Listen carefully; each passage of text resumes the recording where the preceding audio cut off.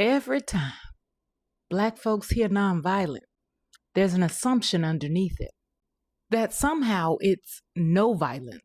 It's day 11 of Black History Month, cousins. We moving right along.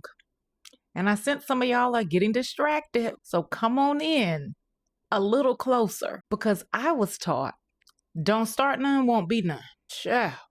Because what we're told about nonviolence versus what actually happened, the stories don't line up. We're taught that nonviolence means no violence, turning the other cheek. And baby, let me set the record straight. Nonviolence means violence is not the first option. It does not mean no violence.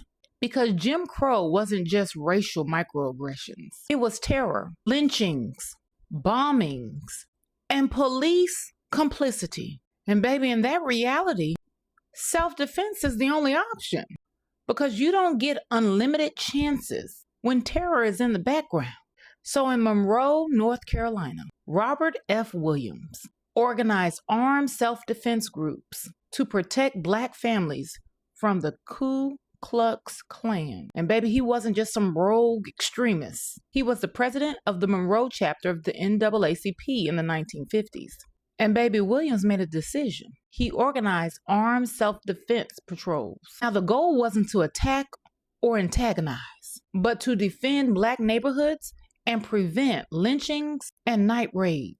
So in 1957, when the Klan attempted to terrorize Black neighborhoods, they were met with armed resistance and they retreated. Game recognized game.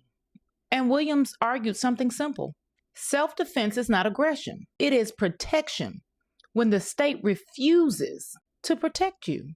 And because he said that publicly, he was targeted. And here's where the foolery starts. He was suspended from the NAACP, forced into exile, and labeled dangerous. The foolery of it all. But in the end, his community survived. And the moral of the story, don't start none, won't be none. And when we erase self-defense from the story, we create a myth. A myth that Black survival came from moral appeal. You know, when they go low, we go high. And I'm sorry, that simply is not it. Black survival came from strategy and discipline. That's why memory matters. Because when we misremember nonviolent as passive, we misremember how Black folks survived.